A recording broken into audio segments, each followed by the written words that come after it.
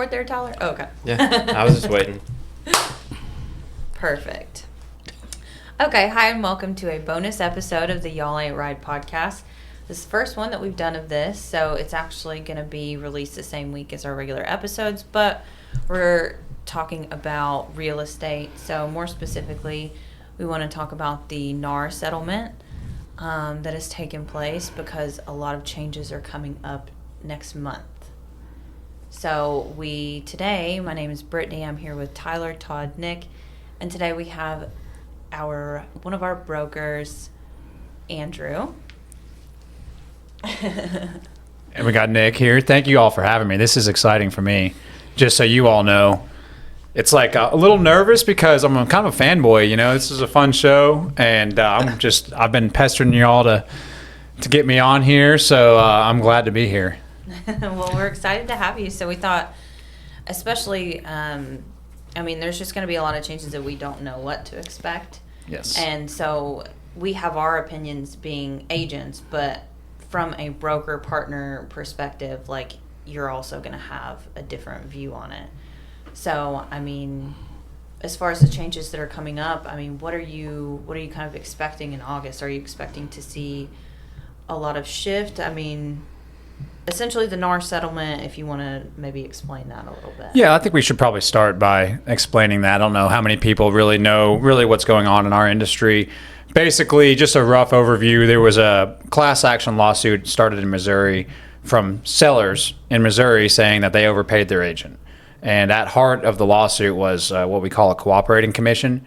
So that's basically when you contracted an agent to sell your home, we took part of that commission and advertised it to other agents out in the community that may be working with buyers to help encourage them to show their home, help us sell that home, help that buyer be able to afford that home. And that allowed that buyer to have a representative in their corner. So that was at the heart of the lawsuit, and they determined that the sellers overpaid their agents because of that cooperating commission. So National Association of Realtors, NAR, they settled, and with that settlement came some rule changes, and that's where we're at now. That's what's going into effect in August. Starting in August, we will no longer be advertising cooperating commission in the MLSs. So that's going to be a little bit of a change from the way we've done business. Buyers and buyers agents will have to negotiate that together separately with their agent and also as part of the contract. So will that be a big change? It kind of depends on what state you're in. I don't think it's going to be a big change in Tennessee. And the main reason why, another part of that lawsuit was that you now have to get a buyer representation agreement or just an agreement signed with a buyer prior to showing homes. And that's a common practice that we've had here in Tennessee. Many states, what I've learned through this settlement is that many states practice real estate a lot differently than we do here in Tennessee. But luckily, we have been doing things kind of the way that they want us to do business. And that's make sure that we're transparent with the consumer about what our fees are and what our values are as a buyer's agent. You know, what we bring to the table and what they would pay us if they ended up purchasing that home. And so we've always done that here at Wallace, and I know we've always done that here as a profession in Tennessee. And so that's a relief. So I don't think it's going to be a dramatic change here for us locally. Does that make sense? Oh, yeah. Yeah. And I feel like it's kind of the whole, what they came down with does not help the consumer because it's not out there. Now, we have to disclose it, which we've always done, but now it's not on paper. Now I feel like the people that, some agents are really good on the phone talking to people, but you have some people that just text. And I feel like those are the people that are going to have problems with it, but that are afraid to pick up the phone and have a conversation with somebody. So, but it's going to be interesting. But yeah, with the buyer's rep, some states never had that. But we've always used it. Well, what you're talking about is basically used to be, it was in the MLS, like Andrew said. Yeah. You could see it. It was public, which means it was on Zillow, it was on Realtor.com, Homes.com, all those places. Yep. The average buyer consumer could see my agent is going to make X percent. And now that's going away. Which I think is crazy. So now what has to happen is the buyer's agent has to call the listing agent and say, hey, are you willing to offer something to me Before you show the house. or to pay for the buyer's fees, basically, because they're not going to be able to do cooperating commission anymore either. Because in the past, it was the seller's agent had an agreement, the cooperating agreement that said, hey, I'm going to pay the buyer's agent out of my commission. That's gone away completely. Yep. So it's going to be different. Yep. It will be different, and the market will dictate ultimately how it all shakes out. But in my opinion, and what I think we will see happen, is that sellers, you have to remember, sellers still want to sell their homes. Buyers still want to purchase homes. And what we know is that buyers and sellers both want the comfort and just the benefit of having an agent in their corner. Buyers don't want to go directly to sellers' agents because they know that seller's agent represents that seller in their best interest. So they want someone in their corner, especially over a complicated and complex and expensive purchase like this, that's representing their interests. So we know they want the benefit of an agent. And we also know that buyers have a lot of fees up front. They're the ones that are bringing money to the table. They have the down payment. They've got lender fees. Especially with discount points now with high interest rates, they have high home prices because of the price appreciation we've seen in the last 3 years. So all those factors have led, a lot of affordability concerns. So now if you expect buyers to be able to come up with an additional percentage up front to pay their buyer's agent, it's just not realistic for them to have that extra capital. And especially for the first-time home buyer. Yeah, or the first-time VA buyer, VA, FHA, Yeah. All these first-time buyers that may have limited cash, great credit scores, but limited cash, they're going to be pinched, and we're going to have to negotiate that as part of the contract, part of the transaction. And sellers know that. I think the savvy seller knows it's in their best interest to maybe offer a concession towards closing costs or offer some way, some avenue to help that home reach a larger audience, a larger market, and help it, be more affordable to more buyers out there. And so that's what I think we'll see happen. The market will dictate how sellers, market their properties and offer incentives. But I know whenever this first started hitting headlines a few months ago, like we saw commission percentages shift for buyer's agents. And I mean, at the end of the day, commission has always been negotiable. Mm-hmm. You can find an agent that will list your house for 3%. You can find an agent that will list your house for, whatever percent. Mm-hmm. And so they're not really changing a whole lot. They're just making it less transparent for the consumer, and that does hurt them. But luckily, lenders have tried to do what they can, because you can only get a certain percent in closing costs paid by the sellers based on the loan type that you have. Yes. So we were concerned about asking the seller, because in the past, maybe the seller wasn't offering a cooperating compensation, or they were offering a really low one. So I've had situations where, okay, we just put that in the contract and asked the seller to pay that. Their agent probably prepared them for that, mm-hmm. because it makes your house less competitive, and at the end of the day, they need representation, and that representation needs to get paid.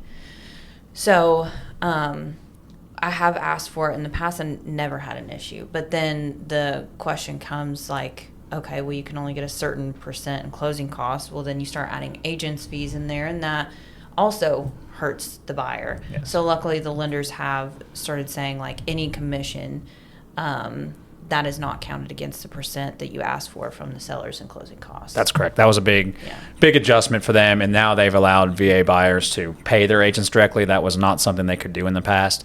So they're making changes to allow for some of these additional changes to happen, to where you can have a first-time buyer get their closing costs paid for and also finance their buyer agency fee as well. And those are two separate things.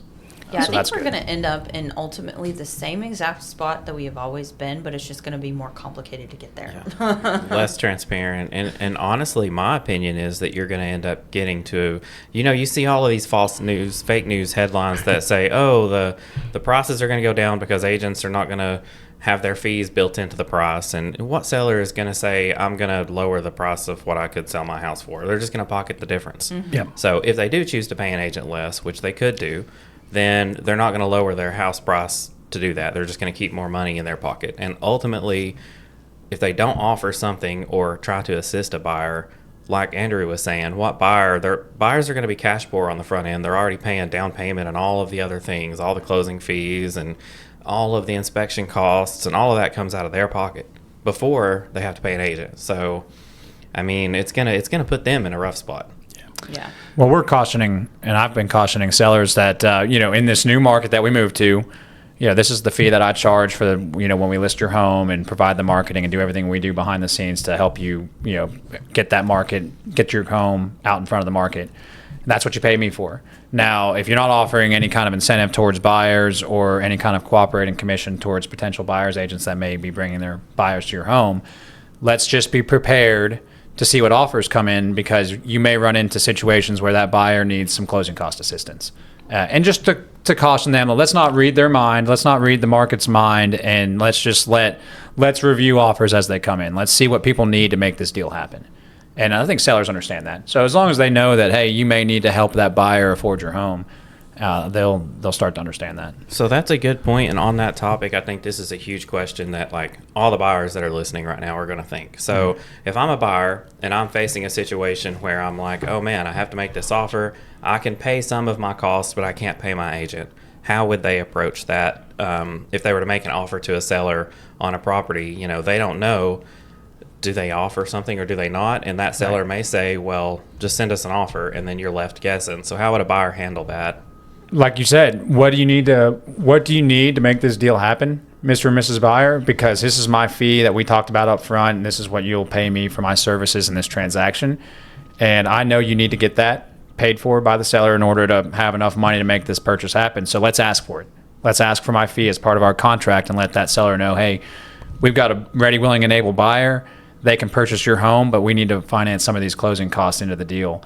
And so I think you just be upfront with them and transparent, and don't read the seller's mind either. Let's ask for it and see what we can come to terms with that seller, where they're netting the amount of money they want to net, even if it means we have to increase our purchase price a little bit to get some more closing costs paid for. We have some levers that we can pull as a buyer's agent and as a buyer to make that deal happen.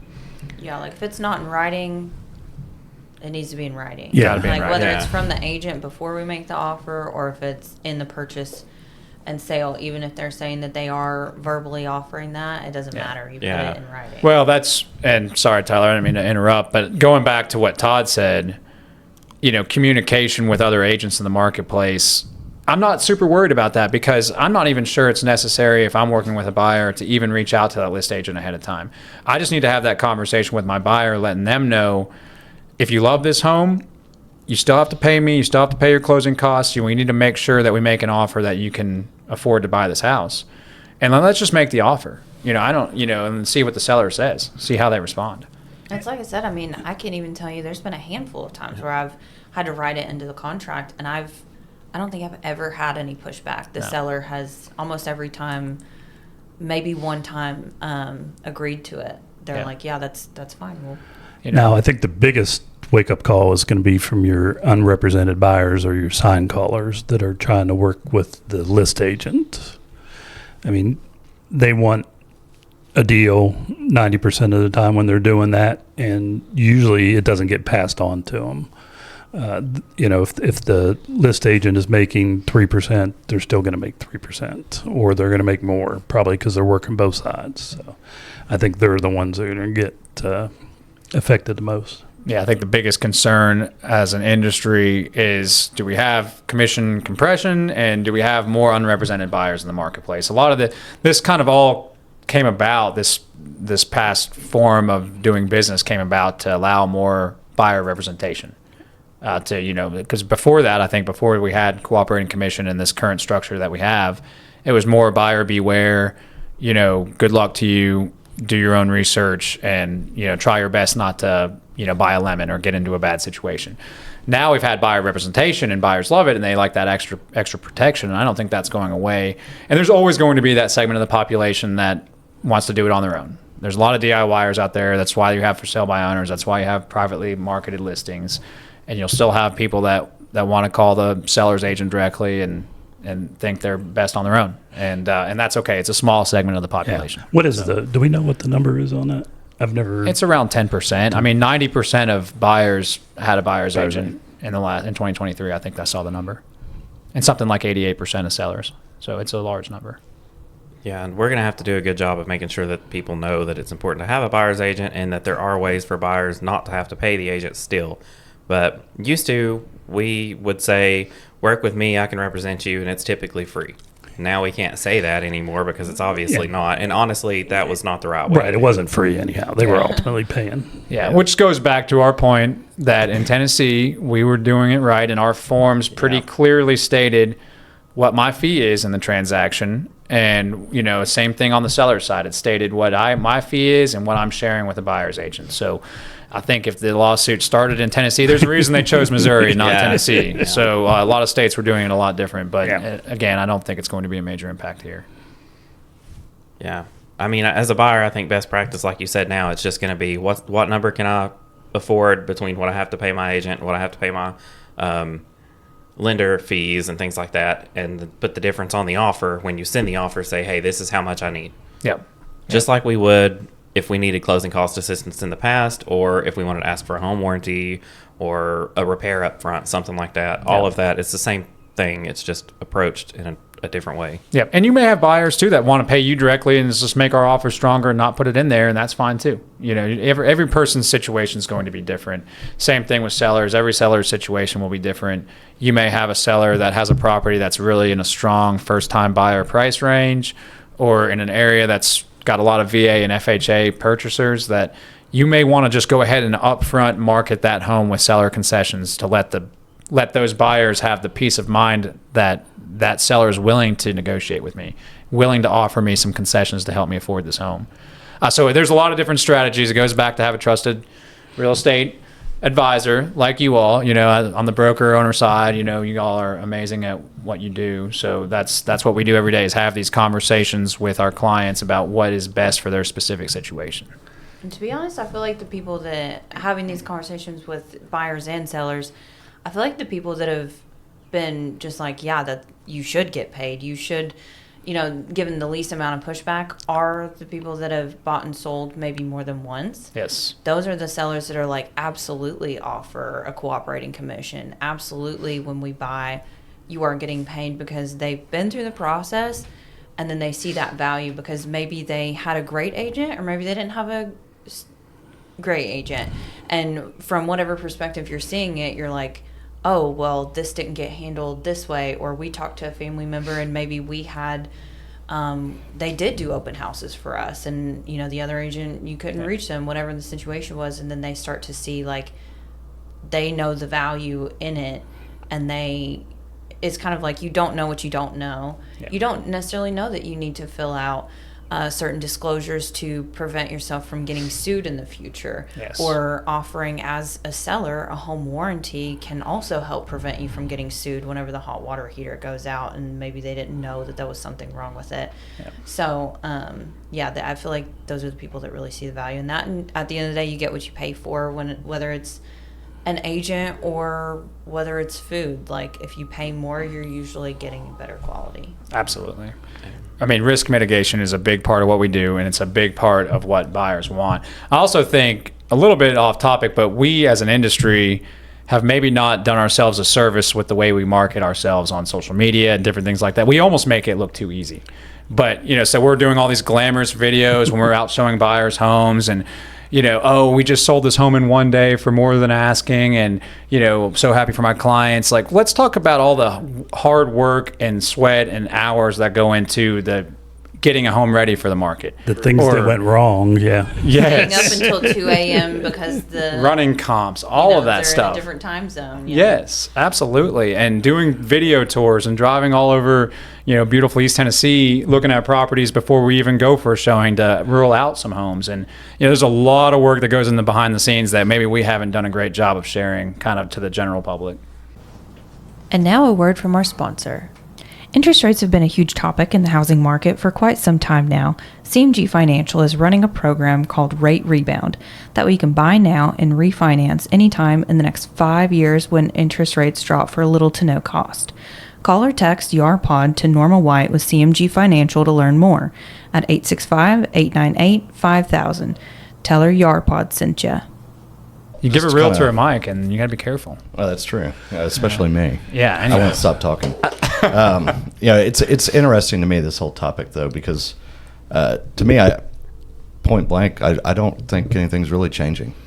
I mean, from a business perspective, the way I look at it is we have a job to do on a buyer's agent side. We have a job to do as a seller's side. Our fiduciary responsibilities are what they are, but we also have a code of ethics that we're supposed to follow with NAR, directly relating to our fellow real estate agents and realtors. So, to me, nothing really changes. I think it's more transparent. I know that's probably a unpopular opinion, because what we have right now is transparency in the fact that, yes, a co-op is mentioned and listed on the MLS, but really what this does is, and I think you were talking about it, the way we used to sell as a buyer, we would sell ourselves to a potential client was, oh, well, we're free. Well, not really, because if they don't offer a co-op, guess what your buyer rep says you're going to do? You're going to pay me 2.4%. So exactly, if you were to go to a for sale by owner, even before the change, and they said, sorry, I'm not paying a realtor, guess who's paying the realtor? Exactly, the buyer. So all this is doing is just assigning the buyer and the seller their duties to pay their agent. Now, to your point, I think we're going to have to get creative for some of these first timers. And we do it a lot in the construction industry when we're dealing with new homes, custom builds. Lenders are only going to lend you so much money, depending on your floor plan, your lot location, everything you're going to put into the house. And my typical fee is 20 to 25%, depending on what I'm building. So if we know what we're building is going to be worth a lot more on the back end, then we will build in cost into the loan. We kind of do that already in real estate, where you may offer, if it's a $400,000 house, you may go in there and say, hey, we're going to offer $415,000, but what we want is this, this, and this is going to be in special steps. Mm-hmm. That's kind of what we're still doing. We're just doing it, to me, in a more transparent way, because Mr. Seller over there, you've got your agent, you deal with your agent. I've got mine over here, I'm going to deal with him. And it's always been, the buyer has always paid everything from a loan perspective. Because when that money goes into the seller's hands, all he's doing is redistributing it out to the title company, the agents, the brokerages, all that. So to me, nothing's really changing. It's just the lines are becoming more defined. And the seller didn't even get a check until the title company took all of everybody else's pays first. Then the seller gets paid. And all that came from the loan and the down payment. Yeah. So it's not like there's some magical pot of money that gets applied to agents' commissions during the transaction. It all comes from the process. To your point, it's not like sellers are going to start selling their house for, we don't have 5% commission to pay or 8% commission to pay or whatever they negotiated. So we're going to drop our house by $30,000. Well, that's not going to happen. That's silly to think that. So I kind of like what's happening, to be honest. But to your point, our forms have always been very crystal clear on that. We've been very transparent in that sense of who gets what. And if they don't offer a co-op, then, as a buyer, if you got a buyer rep, that's the one thing I do like, is that it's pretty much going to require buyer reps now. It's going to force that conversation earlier, which is a good thing. That's the consumer-centric, transparent shift in this, which I think that part's going to be good, because it's our job to explain the process to our buyers, explain our value, explain how we're going to help them get the best possible terms for that home, and mitigate all their risks and exposure on this large purchase. So that'll happen earlier in the process, whereas maybe we didn't do that right off the bat and we just started showing homes to them. Technically, it should be done right off the bat. Yes. When you go through and read I'm doing my CE, so it's fresh right now. But I'm doing the ethics course. It's actually right there in our code of ethics. It should be disclosed immediately. It says as prompt as possible, the commission between agents, between buyer and seller, and the buyer needs to be made aware of what the commission is, which for the longest time I never did. I'll be the first to admit it. Yeah. I never realized that was a thing until I started doing this continuing education. I was like, We kind of shot ourselves in the foot as an industry of agents and brokers, because the precedent was, the market moves quick, you need to work quick. And so that would cause you to, let's go look at this house. Oh, cool, let's make an offer. And you skip the whole how does everything work conversation. especially during COVID, we did not a great job of providing good service as a buyer's agent. I'll be the first to admit, many times it was literally that. I've got 4 houses. I want to see them today. I know we haven't worked together before, That was the Wild your West, buddy, brother. exactly. The market was moving so fast. Yeah. You weren't allowed to sit at a restaurant or coffee shop and sit down Yeah. and 'Cause talk it's over gone in people. the first 4 You might have hours. been Zooming, but you were literally, it hit the market, we got to go. And, Yeah. it's literally like a zoo there when you go see it. But I really think the buyer that doesn't have the money to pay a buyer's agent, if the seller is not offering a comp, that's where you're going to have problems, but that person wants to see that house, but there's no money to be paid. And how that's handled, that's where I think we're going to have trouble, and the collusion and the. Well, that goes back to what Andrew was saying. Yeah. Like, if they don't have the money, put it in the offer, and if they lose Right. the house, then they learn a lesson, Right. or they have to move on until they find one. I mean, how many times is the stigma? That's Oh, right. first-time home buyer, FHA loan. I mean, for the longest time, people were like, "Oh, it's an FHA." Yeah. You're not supposed to do that. But every seller that got an FHA offer across their desk was like, oh, "Great, here we go." I hate it for those buyers, but unfortunately, this is free market, and I Yeah. think also that's going to teach that seller a lesson that Oh, yeah. there are going to be a lot of buyers who have to ask for this. You're going to exclude a lot of people. Yes, you don't want to narrow your buyer pool as a Right. seller, especially in those. That's what I go back to, those price points. Those sellers will, I think, learn, and through our advice and studying the market, what we've seen is, every market's different. You guys were talking about COVID. That was the Wild West. Yeah. We had to adapt and just move at rocket speed to serve our clients. And so that's what we had to do, Tyler. I mean, I agree, it was quick paced, but we also learned how to write offers that won these buyers' homes. Yeah. So that's how you provided a good service in the COVID days. Well, now, we've got 3 or 4 months of supply and inventory. We're creeping back into the, earlier last decade's worth of inventory numbers and market conditions. So there's a little bit more options out there for buyers. Yeah. Sellers have to really think about how they position their home in the marketplace, how they price it, what kind of concessions and incentives do they create to create additional opportunities for buyers out there. So all these conversations, they happen in the living room when we're on appointments, and that's what the value we bring as agents. I think that's the key. You nailed it. Like it's one of these things for sellers. They're going to have a heart-to-heart amongst themselves after we leave that living room. Yeah. And they've got our listing agreement, whether it's signed or not. They're going to, because I've talked with sellers and we've added incentives. If our house isn't selling, we feel like we're priced right. The comps are good. But it's sitting, and we don't want to become stale, or we want to do something to entice a buyer to, hey, look at us. We're going to offer a $5,000 flooring credit. It's little things like that may go a long way. Yeah. It doesn't necessarily fix the buyer capital issue, but that goes back to what you were saying. If you don't have capital, sometimes you're just not ready to buy a house. Right. It's just the ugly truth of the industry we're in. I'm not saying that their credit may be perfect, their income may be there, but they just don't have the cash money. But I think what we're going to end up seeing is lenders are already starting to shift. They're already starting to make changes to their restrictions. Now, a lot of that is very much government regulated, so there's a lot of red tape to go through. Not there an to do overnight that. change. Yeah, it's going to take time. But I think it'll kind of even itself out. I think the one person that's really going to feel it the most is going to be the people without capital. Yeah. Like you said, the buyer takes on 90% of the cash to table and everything. Now, a seller, most of the time, they just give it in the way of a credit.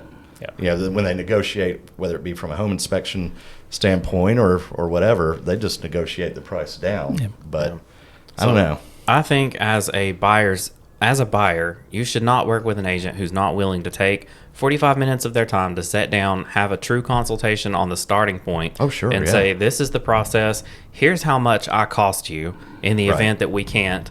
Here's the strategic ways we can try to alleviate some of that cost by putting it back off on the seller.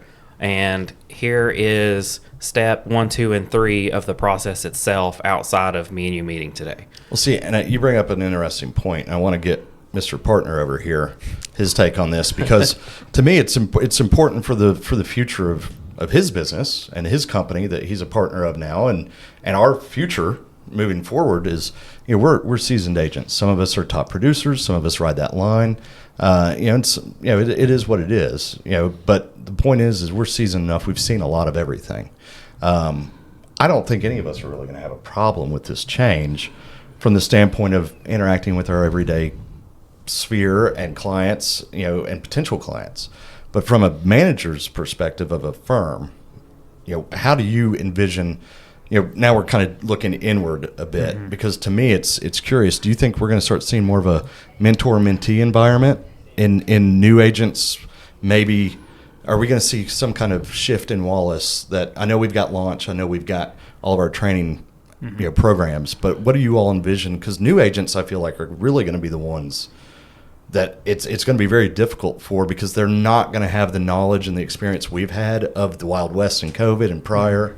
How do you all envision that? Well, and the confidence to be able to sit in front of a buyer and say, "Hey, you owe me a fee." Right. And that can be hard to do. It's very hard. That takes some skill and some negotiating ability and everything. So, absolutely, honestly, I think there'll be some consolidation in our industry. Yeah. And I think that we are doubling down on education and full service approach, because that's who we've been for almost 100 years, and that's Right. who we're going to continue to be. And I think that may take different forms, in the form of mentor mentee groups that have special abilities that are willing to share with the other agents. I think that's a really special part of our culture here. But absolutely, I think the better trained, better educated agent out there is the agent that's going to succeed in this coming market.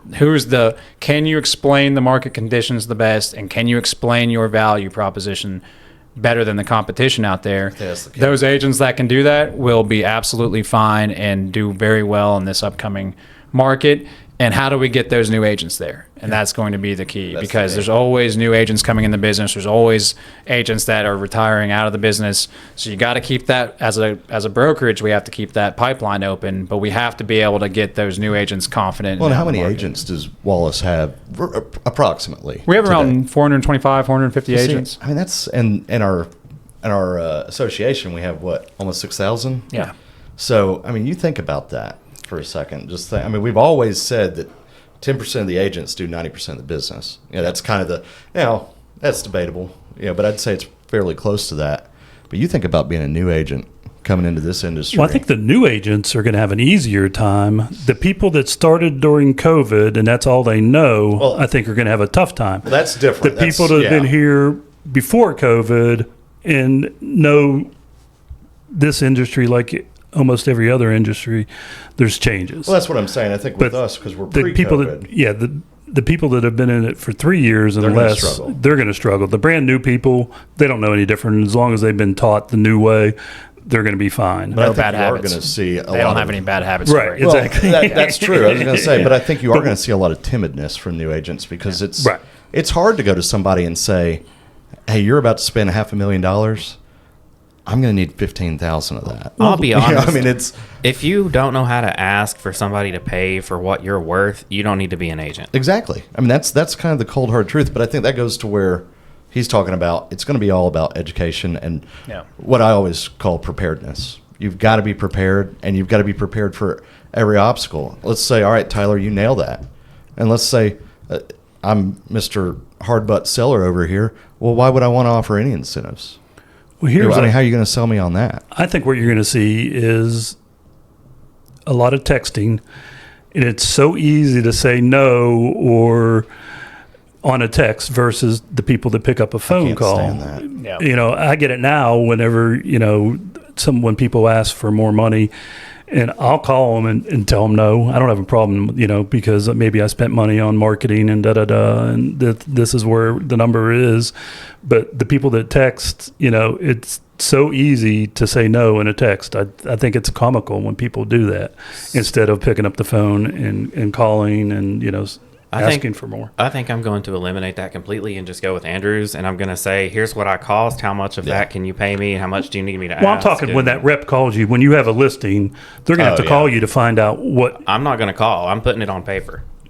But I see what you're saying. We don't know where it's going to be yet, though. Right. Right. That's why I'm not going to read minds. I'm just going to ask for what my client needs to get You the got deal to call done. that other agent because it's not written anywhere. It's not in Well, the you said MLS. it. You said I'm it going to right. write it in the offer. That's There you what, go. Right, but I'm just saying if I'm the list agent, right. But Well, but he said it earlier, and I think he's spot on with it. If you're the list agent, let's just see what offers come in. I may, Exactly. when I'm having that consultation with that seller, I'm talking about what my fee is. Yeah. And then I'm maybe giving them a range of what we may see in terms of concessions and incentives from other buyers, but I may not even advertise that on the front end because I don't want to guess what I need to offer. I want the market to tell me what is appropriate for that I concession. want to see the first 3 or 4 offers come in and Mr. Seller turn them down because Then I what can he's say, saying. okay, Mr. and Mrs. Seller, we've had 3 or 4 offers.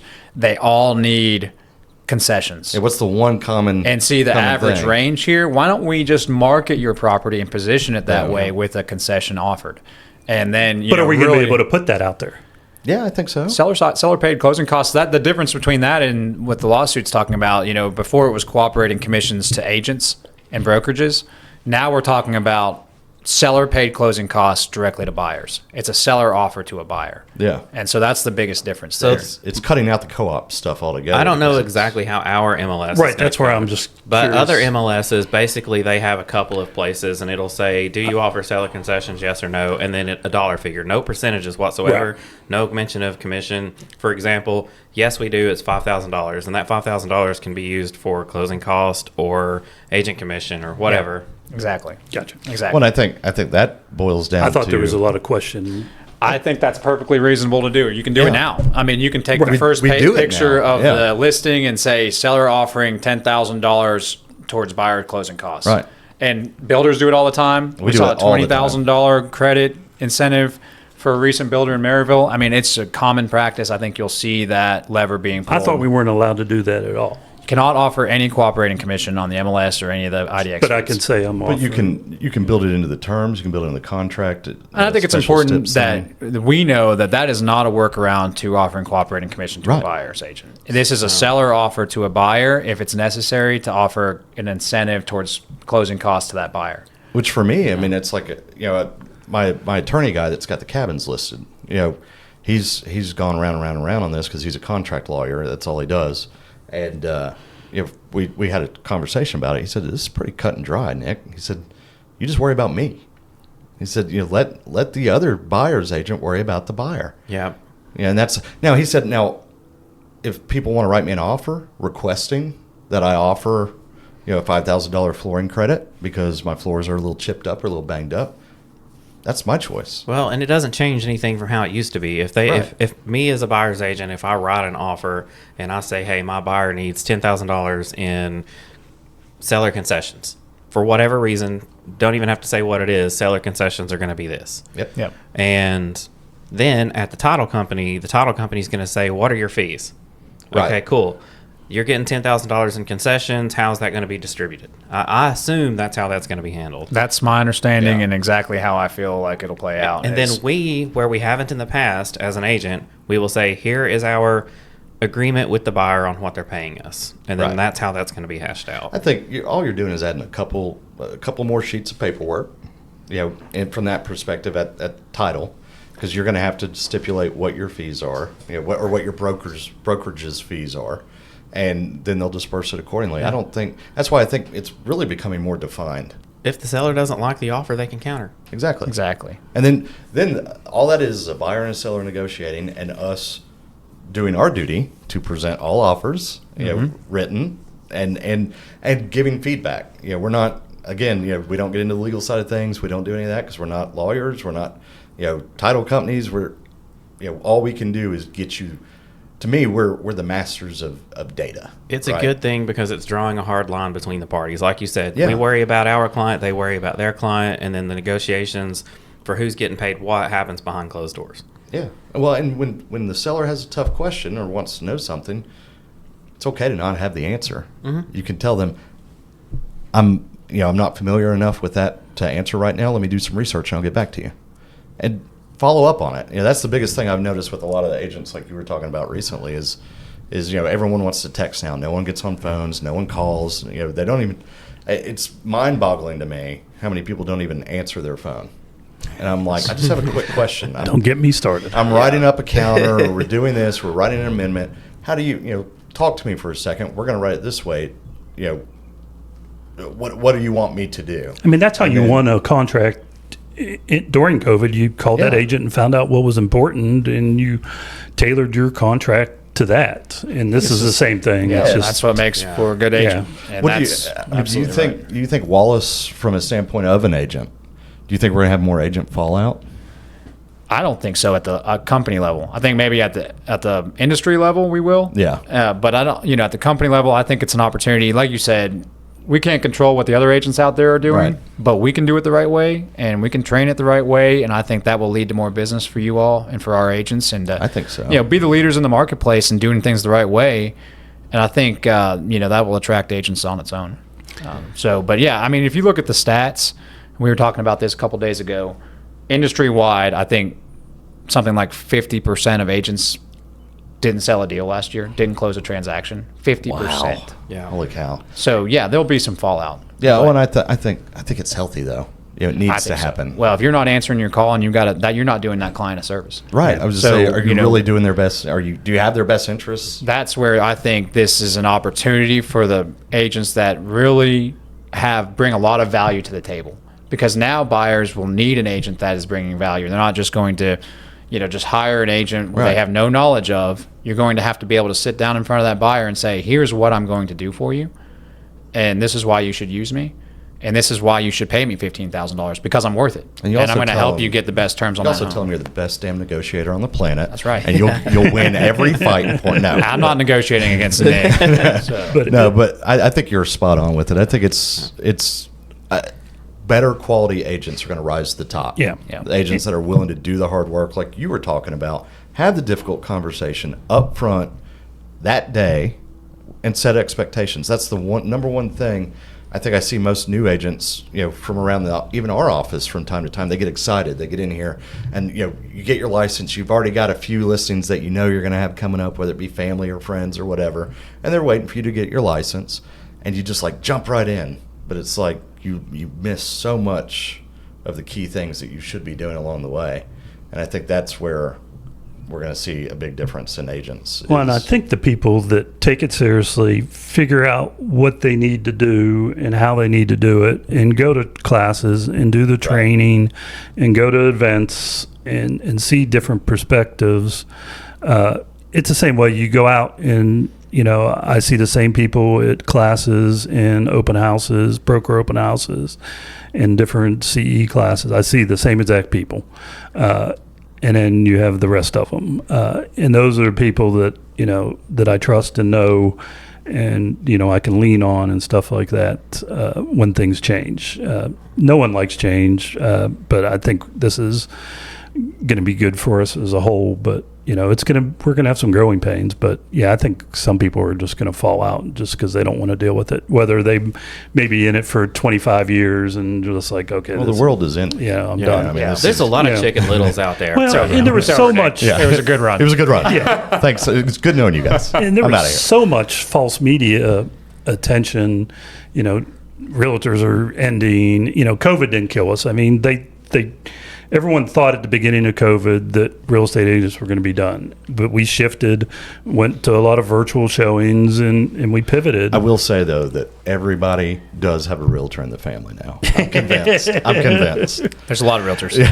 There are. are. There's tons of them. But I think on some level it's healthy. Yeah. It's good to have competition. well, Change it's is free good. free market. I mean, all of this is going to Yeah. really put free market to the test. Yeah. it's going to test those that really want to earn it. Yeah. Well, the biggest takeaway, honestly, for me is that buyers need to understand there's no need to panic. Yeah. And it's important for them to work with an agent who knows how to handle this shift. And I also think that for agents, also the same, there's no need to panic. You should be super excited. I am. There's so many ways you can shift your business model now. There's a lot of room for agents to do really well. I'm going to go hourly. Yeah. Just kidding. We're not. Good luck with that. I bet some people do that. Yeah. Like Well, you watch. I don't think that our legal structure will allow hourly yet. So No, but I bet people will have a menu of fees. Like, you want me to show you a house? It's $100. You want me to do this? It's this. You just Tyler's like, that's me. There's nothing wrong with that. I mean, I think you'll have a lot of opportunity for creativity. That's But, what I think. Yeah, absolutely. And I don't know if I want to go hourly. I mean, there's been some clients that I think I made like $2. I know. I was going to say, it sounds great on paper, but then when you Well, look if back you start at that one, you're looking like, at billable hours, It's nowhere close. Yeah, you don't want to. I saw a really good TikTok skit the other day, which it was like the lady walked in and she was like, "Okay, we're finished. You bought your house," and it was like, "Here's my list of fees," and it was like if it was done like an attorney, and it was charged per email, per phone call, per mile, literally everything per mile. And then I had to do this, and it, and by the time it was done, it was like a $300,000 house and a $27,000 commission for a buyer's agent. Hey, it's funny though, because I've never used attorneys more with all the businesses I have in the last few years, especially since COVID, and to see their rates at $350, $360. Let's talk about collusion there. $375 an hour. Yep. And they charge by the 10th of an hour, so you're like every 6 minutes you're getting charged. Every email is between $15 and $30. Yeah, it's crazy. And do they all charge the same thing? No. Pretty close. I bet they're pretty close. So let's talk about collusion. 33%. Yeah. Not 5 or 6%. Right, exactly, yeah. So D-Day is when? August 1st? So the MLS is changing August 12th. So that's 12th. when the cooperating commission rolls off the MLS. The August 17th is the deadline. Is the deadline for everything to be modified. All existing listings to be modified. There'll be some new forms that roll out this week, and that will have our clients sign too. I'm looking forward to it, boys. D-Day. We survived COVID. We can do this. Oh, absolutely. I think a key point in all of this is that it is consumer focused, and the really high quality agent like yourselves and just everyone that I know that we interact with on a daily basis, it's all about serving the customer. At the end of the day, we're serving that customer, helping them get to that next chapter in life. I know it maybe sounds cliche, but that's really what we care about. I mean, everyone that's what it's in all this about. room's heart is in the right place. How do I help that seller get to that next chapter in their life as smoothly as possible for the best possible terms? How do I do that same thing for the buyer? So, I mean, some of my best experiences are seeing that first-time home buyer absolutely. Get their house. And some of them just break down in tears when they sign. I mean, the whole closing day, you're just like, get your Kleenex ready. Because, I mean, you can just tell, they're just a mess. But they're so overcome with excitement. Because for a lot of people, it's the next step. It's the next step in their lives, their marriage.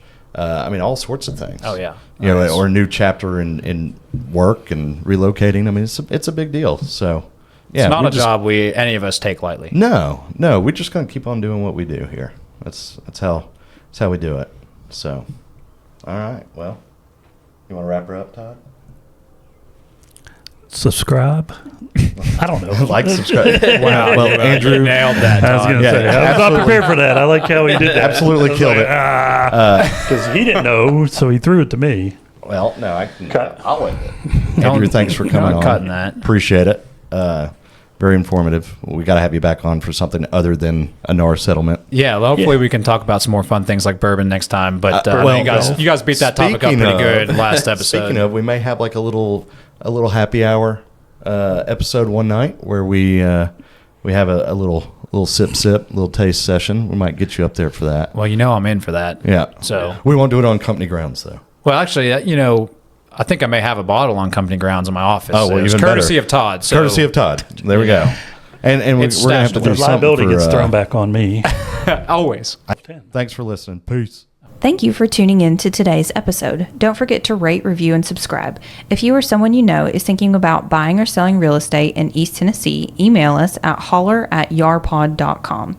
You can also reach Brittany Hawkins at 423-270-9572, Todd Huber at 865-456-0101, Tyler Letner at 865-816-0076, and Nick Cantey at 865-250-5167.